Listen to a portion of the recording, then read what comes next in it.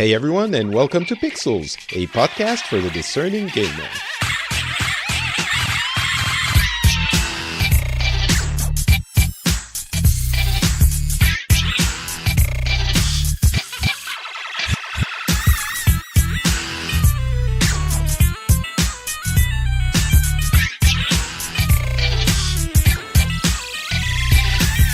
Hey everyone, and welcome to Pixels. In this show, we cover the gaming news from the gaming industry and hopefully try to give you the tools you need to understand it to the extent that we do understand it, which is not always the case. My name is Patrick Beja, and today I'm going to have a very quick show because scheduling was a little bit complicated. So it's going to be only me and just a few topics, which are going to be basically the streaming, which keeps coming. Streaming services keep being announced, and we have the project xCloud from Microsoft that was confirmed a few days ago. I think it's going to be a good time to reflect on why things didn't work out in the past and maybe why they can in the future. We're going to have a little bit of Sony news as well, some Red Dead Redemption 2 controversy with crunch taking up 100-hour weeks for workers at Rockstar, which has been making the headlines in the past couple of days. The release of Black Ops IV, which is surprisingly well received, and a few other little tidbits of news. We have a Harry Potter open world action RPG that leaked and a few other things. So let's get started with Project xCloud. So by now, I'm sure everyone has understood that streaming is the future. Basically, everyone agrees, everyone thinks so, and you should too. And if you don't, then you're not drinking the Kool-Aid. Maybe you think that streaming video games is not going to work out because it hasn't in the past. And as the world seems to be moving in that direction, I wanted to make a point which I think is getting lost in the enthusiasm or lack of enthusiasm for this new technology. Certainly, the video game industry is moving in that direction, and it has a lot of technical to a point, but also commercial advantages for many of the actors. So if it does work out, I think it's advantageous for most of the big actors in the gaming industry to embrace that technology. And if we look back, we've seen that technology implemented, or trials at implementing this technology, ever since OnLive, which was launched, what was it, 2008 in the form it was. I'm sorry, I'm checking now. I mean, it was founded in 2003. I think the product launched around 2007 or 8, something like that. And obviously that didn't work out. They were not commercially viable, and they were bought by Sony, as was Gaikai, to basically create their PlayStation Now service, which itself is not the biggest gaming revolution we've seen. And there have been a few other projects which work or don't, depending on who you ask. Shadow PC is a French startup that has been enabling the streaming of a complete PC, and you basically have a remote computer in a data center, and you can stream its video, but you do what you want with that computer. And for some people, it works very well. For others, it's touch and go. And so that might lead some people to think, well, the technology is kind of like 3D TVs or maybe even VR. It's going to not work out as well as people will hope. And I think there's some truth to that. And most people think that way because of technical issues. A lot of people think technically the streaming technology is not adapted to video games. And a lot of people think about bandwidth. People think we don't have the bandwidth for this, which I don't think is the case. Bandwidth is mostly capable of playing pretty sustained video streaming. And obviously we have YouTube and Netflix and other video services, which work really well for most people.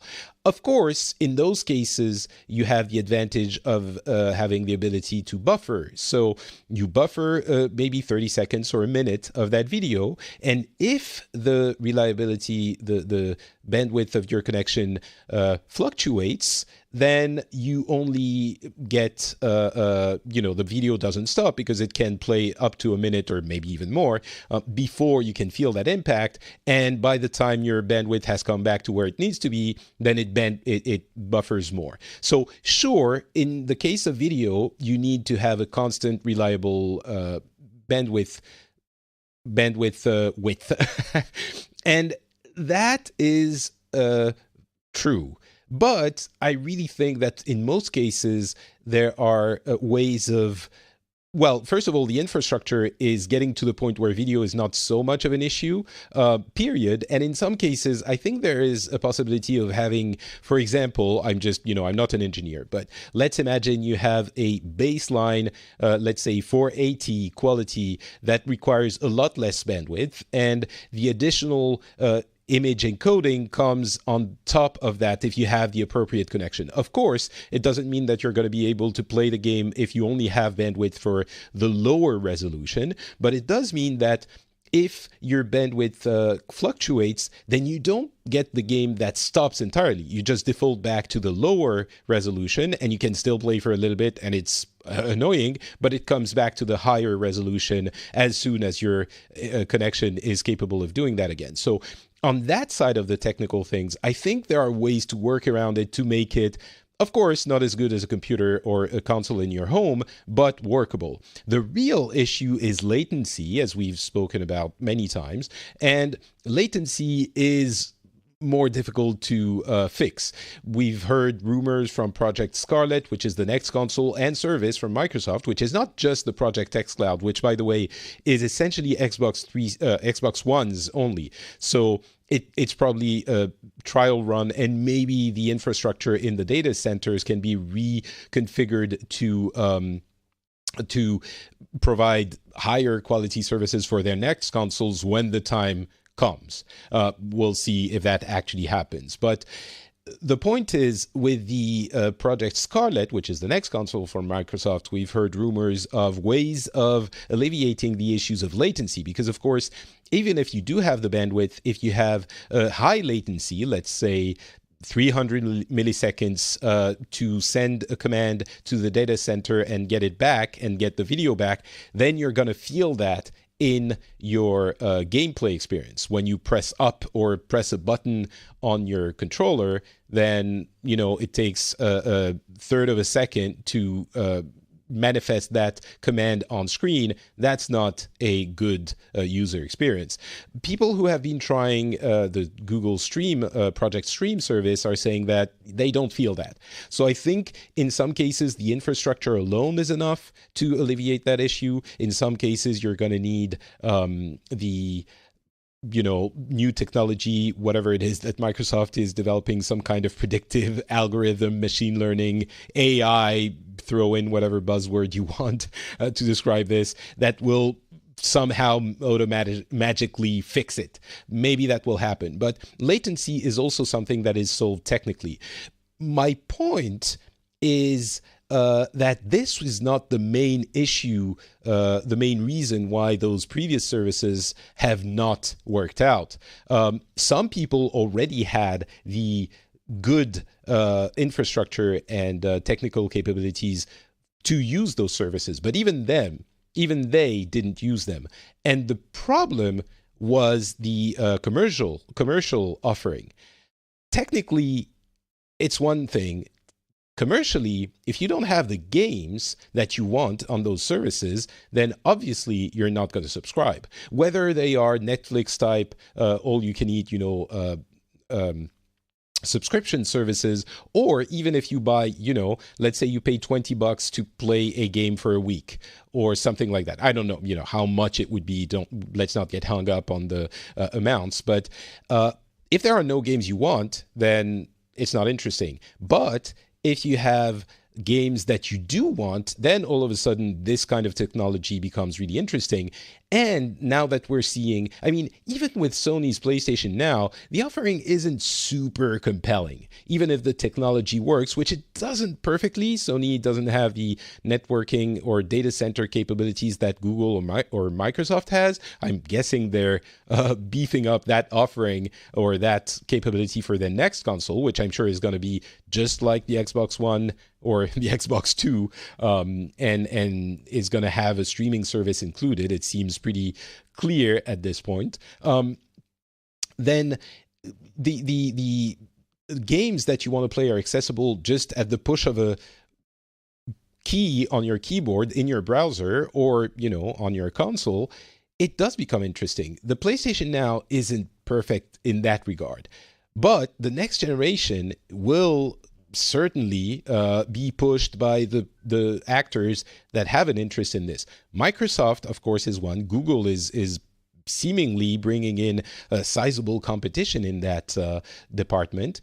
And let's not forget, all of the big publishers are going to see an interest in having that kind of technology enabled for them. Just in the way that it is interesting to them to access their players and their consumers directly through a store on your PC. And yes, it's annoying to have multiple stores, but it will be interesting to them to access their consumers through this service. Of course, it's going to be available on PC, but on any device, really, if you're thinking about it, any device that has a screen can become a way of playing those games, be it a phone, a tablet, a TV, streaming box, any of those. So what I'm trying to say is commercially, there's going to be a very strong push to be offering stuff for all of the actors. Because if Sony stays in that mode of, well, we're only going to have our back catalog on this service, Microsoft is not going to be doing that. It's very likely they're going to convert the Game Pass service, which has all of their first party and maybe others, to be translated into their streaming service. Similarly, Google is going to partner with a lot of people to offer games, and probably they're going to want to do the latest games. And the competition for the percentage amount that they're taking is going to be higher because you're going to have, again, many different services that offer this. And on top of that, you're going to have each individual publisher that is going to be offering this service. So they will want you to use that service because they don't have to pay anyone for when you're using that service. They can keep 100% of the amount. Does that mean we're going to have 15 different services? It is possible. I don't think there are going to be 15 different services with exclusives, though. I think if they play their cards right, Sony and Microsoft and possibly Google are still going to be the main players. You might throw Steam in there if they have been working on this for a while. And I suspect, we don't know what Valve is doing with all of their piles of cash. And they're certainly not developing games, even though they're promising that they are. They're certainly not shipping games, let's say, until now. So maybe they're working on a similar service as well.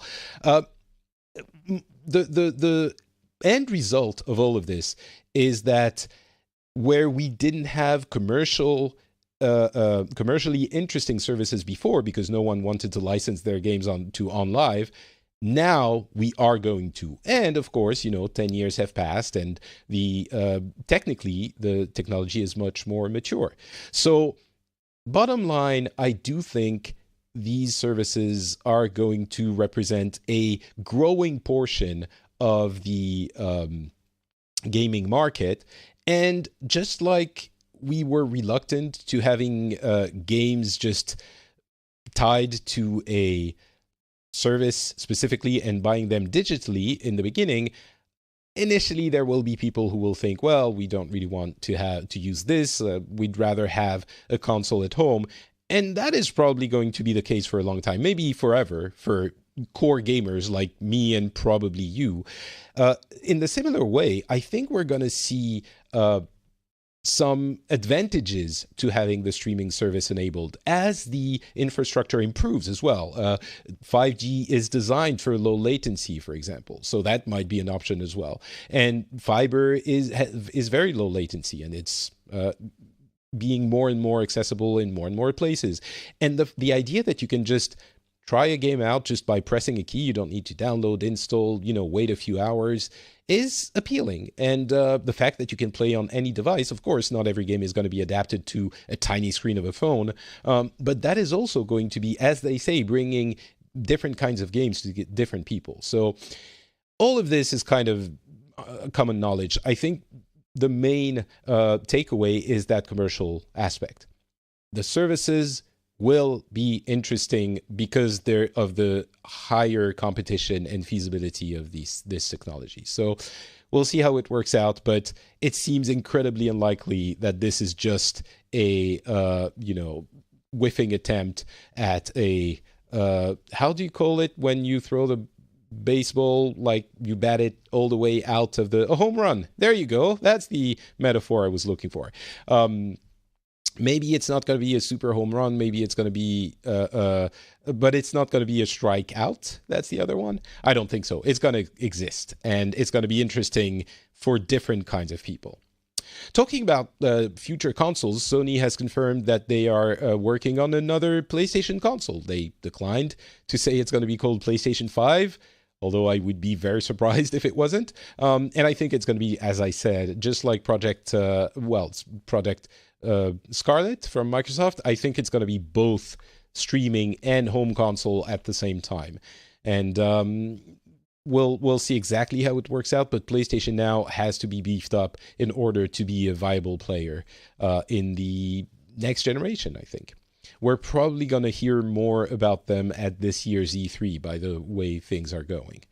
And PSN name change is coming soon. So there are a bunch of details about how it's going to work. You're going to get one free name change, and then it's going to be $10 for non-PS Plus members and $5 for PS Plus members. Seems reasonable. You don't want people to change their names all the time. What I'm hoping for is that they will enable the ability for multiple people to have the same name. Everyone's doing that, with the hashtag and then a series of four numbers after the name for more, and that is obviously enabling people to not have their name taken, and it's obviously something they should do. It's not clear yet if they are. If they're not, they're just moving the issue, just moving the goalpost, or the negative version of the goalpost. The hole that you're falling into is just a little bit farther, but you're still going to be falling into it because, well, the issue there.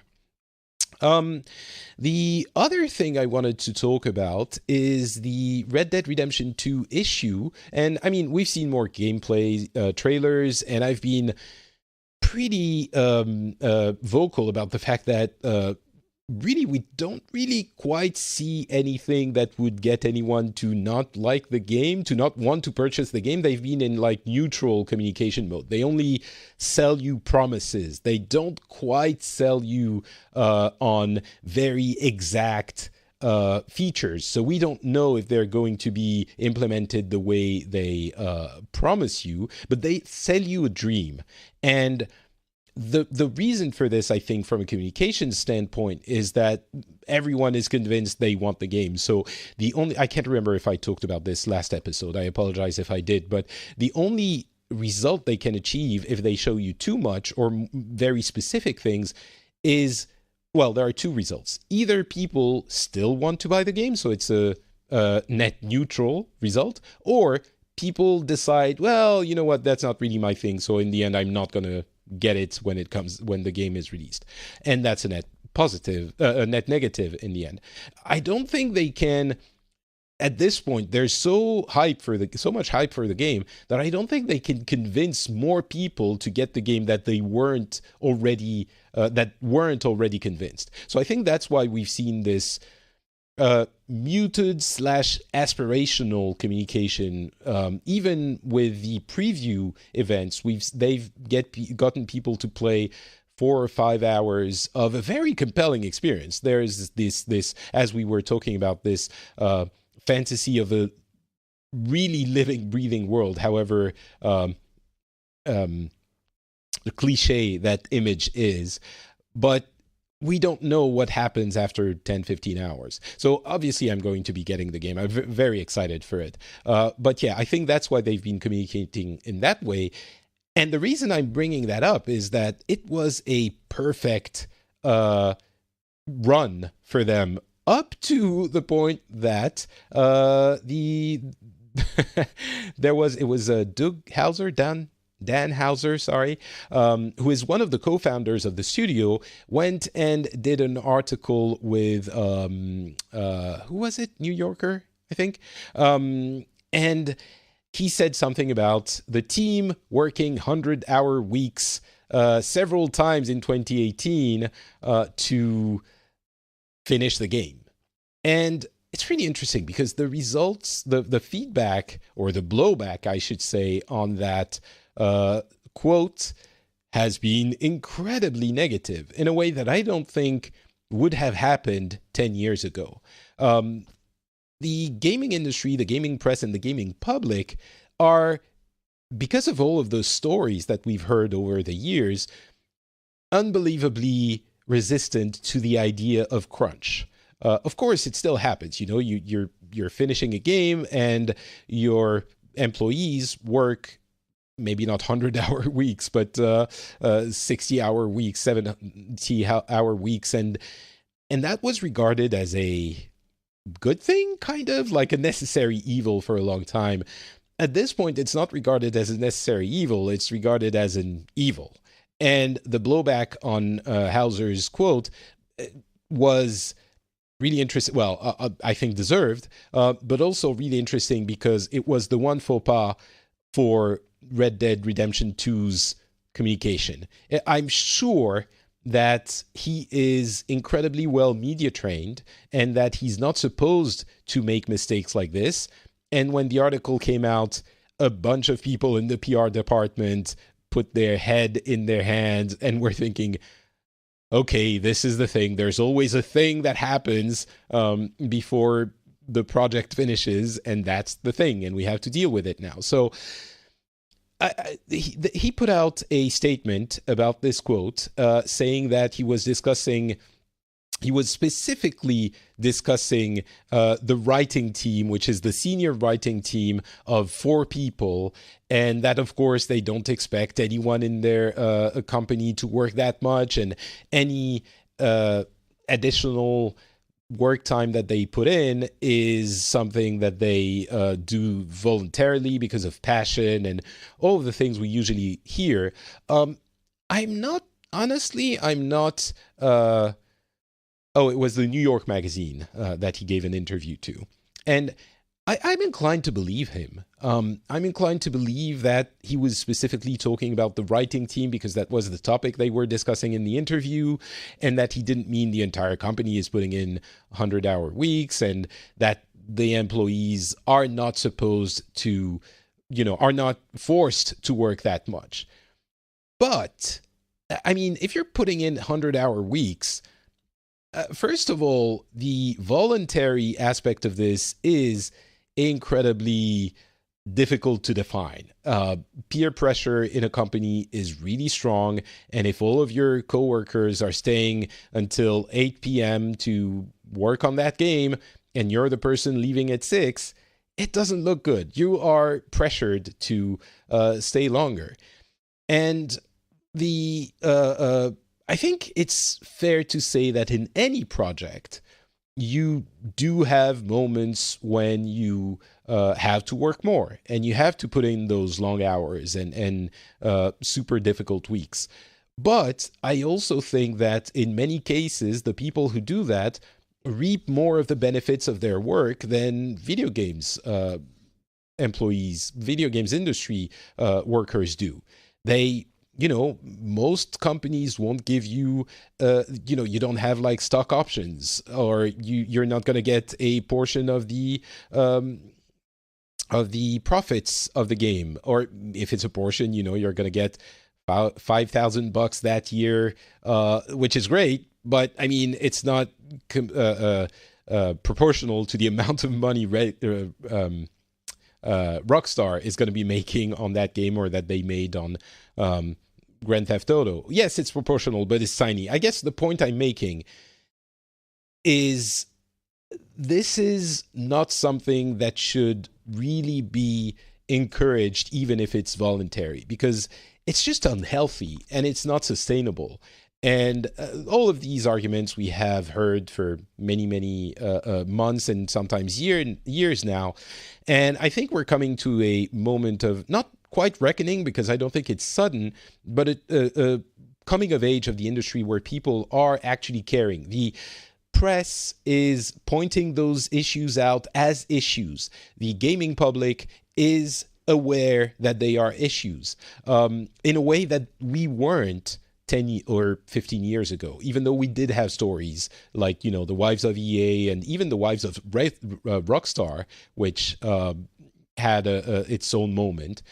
And those contributed to bringing these issues to the forefront. And that's important. And I think, obviously, I don't think anyone is going to boycott Red Dead Redemption 2. And there's a whole question about, should you penalize the workers for the issues that the company is putting on them? And all of this, I think, is not murky, but difficult to fall down on one or the other side of the issue. But I don't think anyone is going to boycott Red Dead Redemption 2, let's be honest. What is going to happen, though, is public pressure, and more. I think the media is informing the public, and the public is voicing their discontent at this. And the only result that can really happen is that the industry sort of regulates these kinds of things in a way that is reasonable. Again, I think it's okay to work really long hours when you're finishing up a project. People often say, managers and lawyers and whatever put in really long hours and super long weeks when they have to finish up a trial or a project or whatever. And in this case, I don't think it should be prevented. But there is a culture of crunch in the gaming industry that goes beyond that. And that is an issue, especially when we have game as a service games, which are essentially constantly releasing stuff. So it's constant crunch, or it could be constant crunch. Unionization, I know, is a bad word for Americans, but I think it could be a way of regulating and reining in these practices. I think it could be a very effective way of doing that, and the public consciousness for this among developers and artists and people who work in the industry is starting to happen. And again, I think the reason that this is important is that it's unhealthy and not sustainable. People do burn out. People do realize, after having put, as we talked about with Telltale last time, after having poured their life into a gaming company and a game, that they are not the ones that are, that the company really, and it's normal, the company doesn't really care about them. So it's not like it's going to take all of the precautions and the loving embrace of their employees, and it's not supposed to. That's why we need the rules. So anyway, I'm not, it might seem like a socialist rant to some people in the US, especially. I know there's some kind of allergic reaction to these kinds of things, but I hope that most people agree that there is an issue there. And if we can find a way of enabling, voluntary overtime in some cases when it's needed, and of course the specifics are very difficult to pin down. How do you define when it's needed? How do you define more overtime? Whatever. I'm guessing that most of these people aren't paid for every hour they work.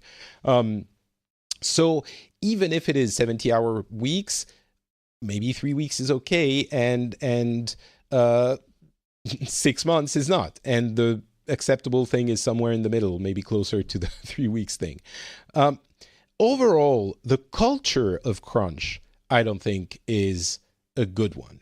It's dangerous for your health. It means people get, as I said, burnt out, and it's prevalent in this industry. So bottom line, again, going to the bottom line, I think the public is realizing all of this. The industry is realizing all of this.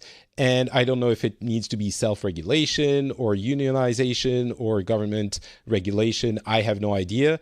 But I know that it's on the way. And I also think that it's going to take a lot of time. It's not going to be fixed. It's not like, oh, the Red Dead Redemption 2 moment, when after that happened, then everyone was fine. It takes time. It takes time for people to make their mind about these things. It takes time for people to consider things like unionization. It takes time for companies to understand that it's unhealthy, and in the long run, you churn through employees, and you don't get the best people. You don't keep the best people. So it's in everyone's interest to realize this. I truly believe, and I think the more and more companies are coming to that realization as well, and implementing those policies doesn't happen in a day. But I think over the next 5 to 10 years, of course, there's still going to be crunch. It's always going to be necessary, but it has to be reined in, and it will be, I think, within a few years. So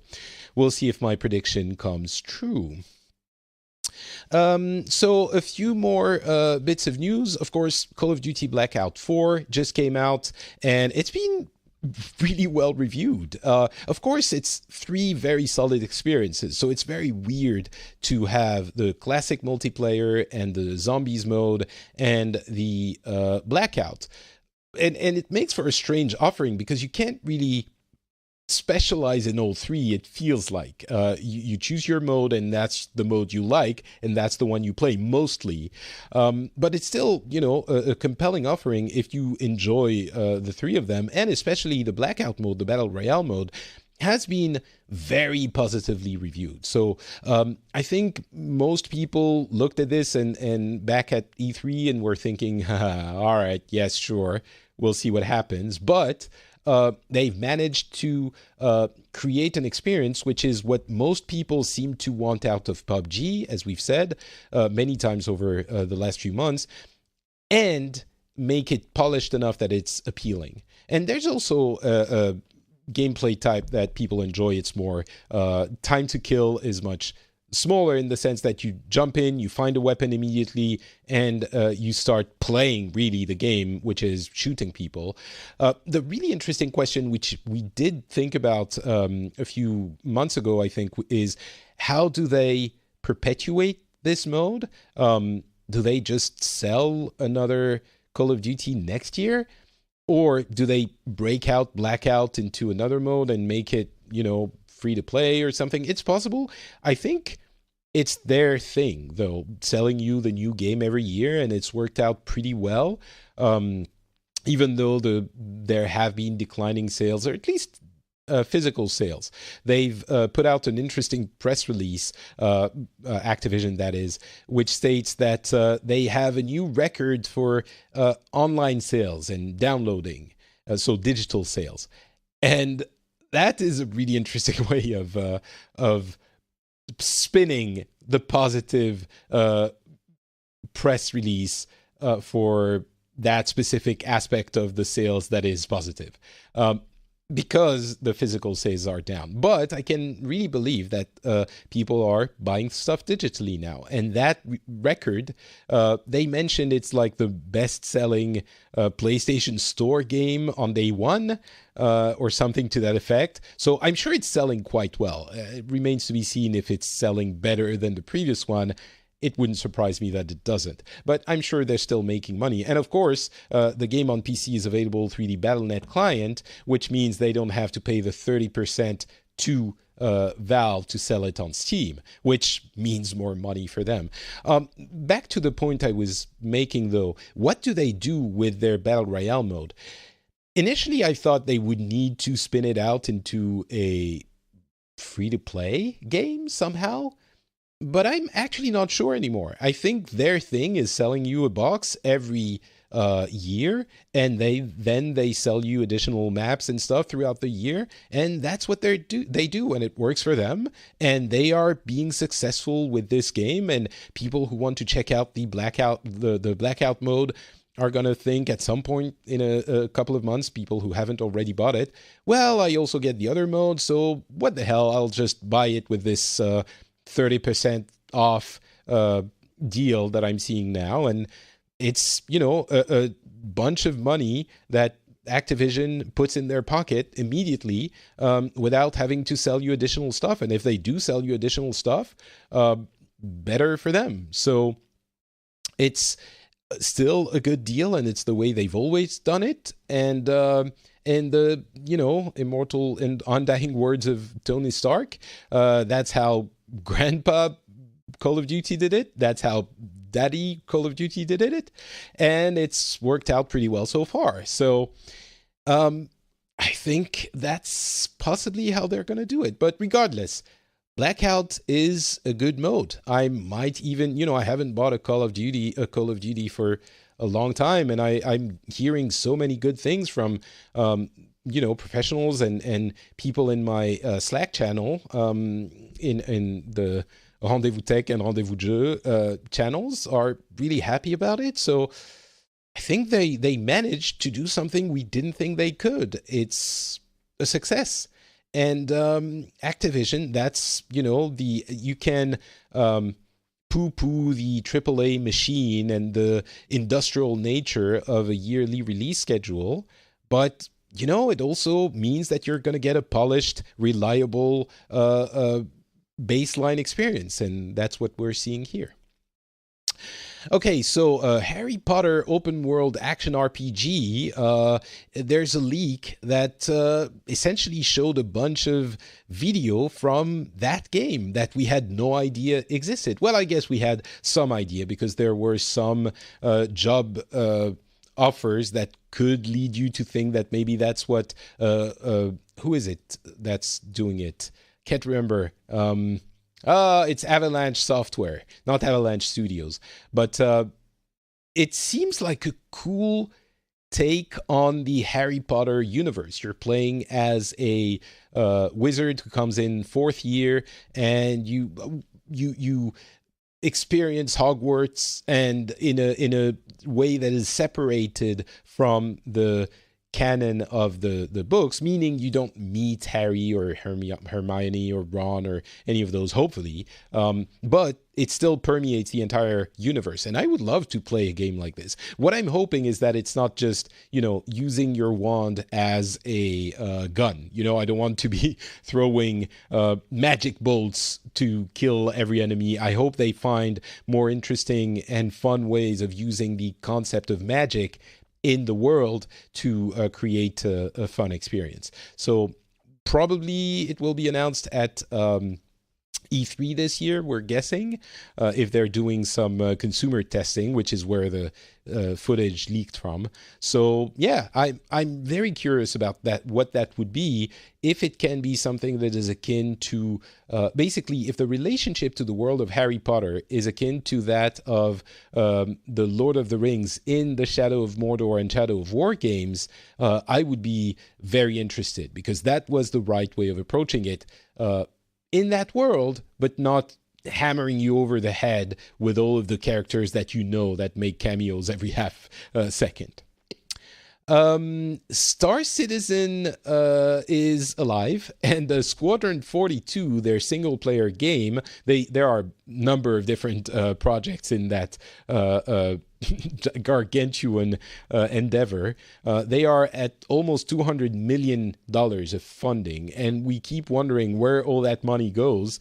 And apparently it's to pay actors. And they showed a trailer for Squadron 42, and they have, I would say, there's Mark Hamill and Gillian Anderson and Michael Rhys-Davis and Gary Oldman and Henry Cavill and Mark Strong. Like, there are real actors that have been working for that game, and I'm guessing that's where they're putting the money. The trailer itself, I think the reaction has been universally, maybe that's the nature of people's reactions, I think. And it's really difficult. The actors are cool, but the game has to be a good game, and it seems a little bit generic. But, I want a Wing Commander spiritual sequel, and I would love for it to be that. But we're still not sure exactly what it's going to be beyond lots of well-known faces motion captured. So yeah, and Star Citizen, I'm not going to get back into the whole question of is it a scam? Is it, some people are happy paying for this and some people are paying a lot of money and the game is still not like it's in whatever alpha version, but Citizen Con is going well and people are happy about it, and when the game crashes they don't care, and when things don't work out they don't care. Some of it is impressive. The way the world is rendered is, it's a very big project with an actual rendering of the world. Someone was talking about the fact that you get into a train and you move through the city, and it's not like you see inside the train and all of a sudden you're in another part of the city. You actually move through that city, in which you can go at every portion of it. And so it's coming together a little bit, but we still don't have a date, and we still don't have, at this point, it's really a case of, well, I'll be happy when I can pay $60 to get that game, and we'll see how it works out at that point. For now, I'm kind of tired of speculating. Borderlands 2 is coming to PlayStation VR. That's an interesting one. Solo only, but adapted hopefully to PlayStation VR. It seems like it has a lot of barf potential, but it has some interesting features like this BAMF mode, badass motherfucker mode, where time slows down and you can shoot stuff. And I don't know how Borderlands 2 is adapted to VR, but I'm curious to see what happens in that game. Like how they actually make it work. Barf though. It's highly barfable. But if they're putting it out, it has to be managed. That aspect of it has to be managed, I'm guessing. No word on Borderlands 3 though, so that's a bummer. Microsoft is buying Obsidian Entertainment, and that is more proof that they finally woke up. They need studios, and we've already seen that they bought Ninja Theory, Playground Games, Compulsion Games. Some of them were already kind of second-party games, but yeah, it's a good thing. We'll have to see how they are managed, but the blueprint really is that of Sony at the moment, which has a number of first-party studios that collaborate, that get the best out of the platform for their own individual game, and I hope that's what Microsoft does for, well, their next console. I don't think those studios are working on Xbox One games anymore. Maybe they are, maybe I'm wrong, but I think they've moved on. What else? Robert Kirkman is finding a deal with Telltale to finish The Walking Dead. So if you have paid for the final season of The Walking Dead, you're going to get your game, hopefully. And they're trying to work with the actual developers that were working at Telltale. So that's good. Not a perfect solution, but hopefully it cushions the blow a little bit. It would have been better if Telltale had actually managed to pay their employees for, well, if they hadn't gone under, first of all, but if they had managed to provide packages for when they were laid off. But, what you going to do? The Witcher. Andrei Sapkowski is unhappy with CD Projekt Red and is asking for a lot of money. I won't get into the details of this. The thing is, he's been very vocal about games being crap and games, especially from The Witcher, not mattering. And that feels slimy to be coming to ask more money for whatever reason it is. And I understand there's a legal argument there. And it could be that he very openly admits that he asked for some upfront money because he thought the game was going to be crap and that it wasn't going to work out, and that he didn't want to take the risk. At the same time, he is saying that it was just a deal for the one game and that they made many. And there's a part of the law in Poland that says if you made a deal and it turns out that one of the parties profited a lot more from that deal, then you can revisit it. So legally, he might be entitled to it. But as the author of Metro, Russian, I believe, has been saying, he's been very vocal about Sapkowski. He's been saying, if the game didn't exist, your book would have stayed a tiny, obscure little book in Poland or in Eastern Europe, and now it's selling all over the world and it's being reprinted everywhere. So you're being a little bit, well, he's being less than polite about this story. So I understand both sides of it. I don't know. I mean, ultimately, CD Projekt is going to cut a check for him, and he's going to go away, and that's going to be it. I think that's about the conclusion of that. There's going to be a live-action Monster Hunter movie and a live-action Mega Man movie. The team behind the Monster Hunter movie is the one behind the Resident Evil movies, which, as we all know, don't have anything to do with the games, but they're kind of fun in a ham way. They're really bad movies, but fun to watch. So maybe Monster Hunter will be the same. Maybe. I mean, I can understand how Monster Hunter can be turned into a movie. Mega Man? Yeah, I'm not so sure, but it's happening. And Minecraft is not on the Apple TV anymore, and no one noticed. So I was thinking that maybe when the Apple TV came out and they had such an emphasis on games, I thought maybe there would be a spot for intermediary gamers, that they would enjoy games that aren't super hardcore and maybe not super casual like they are on the mobile, on mobiles.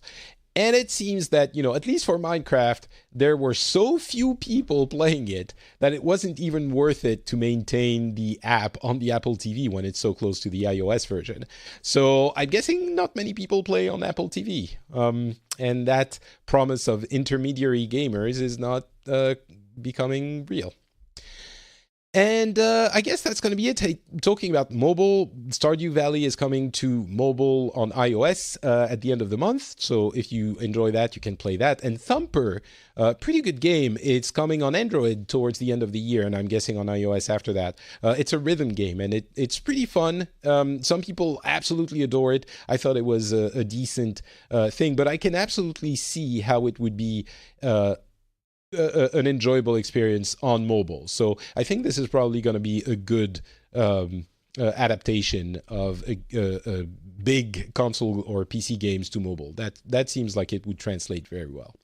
And last topic I wanted to mention is the fact that the Destiny 2 expansions are going to be part of the Destiny 2 Forsaken expansion starting next week.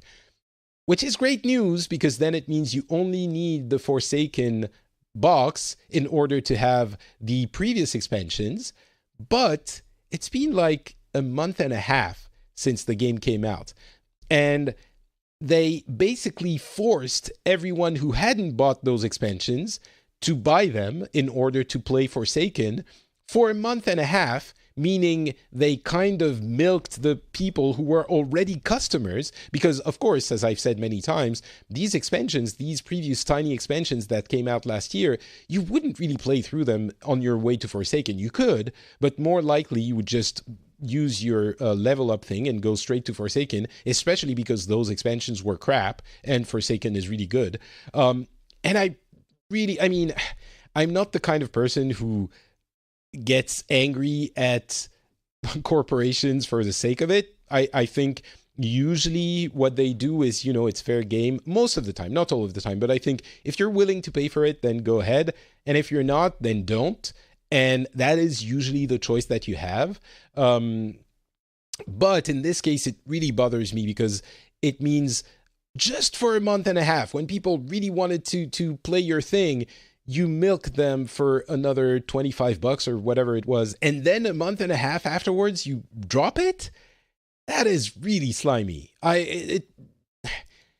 Again, I really enjoy Forsaken. It's not gonna deter from my enjoyment of Forsaken. It's a separate thing, I think, but it really irks me quite a bit. So I mean, I didn't pay for them technically. I got the full thing for the price of Forsaken, so the expansions were free, but let's say it was Activision's fault. Yes, let's blame the big corporate overlord, Activision, for all the ills of the gaming industry. Let's do that. And that's going to be it for this episode. A little bit longer than I thought. This is basically the history of my life. And I thank you for listening. If you did, we will be back in a couple of weeks. And hopefully we can talk about, I think we will. We'll be talking about Red Dead Redemption 2, which I'm, of course, as the rest of the world, very excited to put my hands on. My name is Patrick Beja again. I am not Patrick on Twitter, Facebook, and Instagram. You can find this show at FrenchSpin.com. If you want to comment on some of the things I did, please feel free to do so. And I will talk to you again in a couple of weeks. Talk to you then. Bye.